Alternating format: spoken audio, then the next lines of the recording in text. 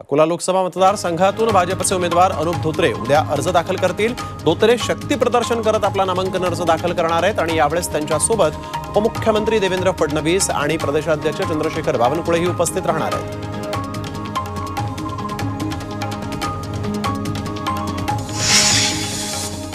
वर्ध्यात महाविकास आघाडीकडून अमर काळे यांनी उमेदवारी अर्ज दाखल केलेला आहे। यावेळी शरद पवार आणि माजी गृहमंत्री अनिल देशमुख उपस्थित होते। काळेंनी शहरातील विविध चौकातून शक्ती प्रदर्शन करत अर्ज दाखल केला।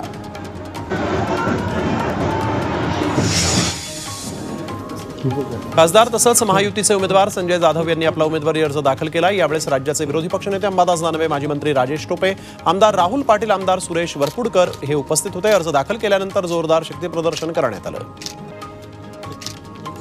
श्रीरामपूरमध्ये आठवले गटाचा निर्धार मेळावा पार पडला। शिर्डीची जागा आठवलेंना न दिल्यास शिर्डी आणि अहमदनगर दक्षिण मतदारसंघात आरपीआय उमेदवार उभे करणार असल्याचा निर्धार यावेळेस करण्यात आला।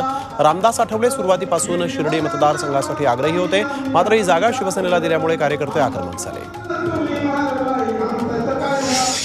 उमेदवारी जाहीर होताच डॉक्टर अमोल कोल्हे पायाला भिंगरी लावून शेतकऱ्यांच्या बांधावर फिरतायत। आपला प्रचार करताना ते शेतकऱ्यांच्या अडचणीही समजून घेत आहेत। शेतकऱ्यांच्या ताटात माती कालवण्याचं काम केंद्र सरकारने केल्याचा आरोप करत सरकारच्या कांदा निर्यात बंदीच्या धोरणावर त्यांनी टीका केली।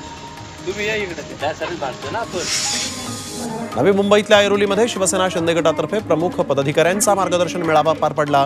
या मेळाव्याला शिक्षण मंत्री दीपक केसरकर, प्रवक्ते नरेश मस्के आणि आमदार रवींद्र फाटक यांची उपस्थिती होती। ठाणे लोकसभेची जागा धनुष्यबाण चिन्हावरच लढवली गेली पाहिजे अशी ठाम भूमिका स्थानिक नेत्यांनी यावेळी शिवसेना शिंदे गटाचे प्रवक्ते नरेश मस्के यांनी कार्यकर्त्यांना भावनिक आवाहन केलं। मुख्यमंत्र्यांना ठाणे शहराच्या बाबतीत मान खाली घालायला लावू नका। नवी मुंबईकर आणि ठाणेकरांना मग कोणीही विचारणार नाही असं नरेश मस्के यांनी म्हटलं आहे। ठाणे लोकसभेच्या जागेसाठी आमदार प्रताप सरनाईक यांच्या नावाची चर्चा आहे। प्रताप सरनाईक यांनी मुख्यमंत्री एकनाथ शिंदेंची भेट घेतली। या भेटीत ठाणे लोकसभा उमेदवारीबाबत चर्चा झाल्याची माहिती आहे। ठाणे लोकसभेसाठी मुख्यमंत्री एकनाथ शिंदे घेतील तो निर्णय अंतिम असेल अशी प्रतिक्रिया प्रताप सरनाईक यांनी दिली।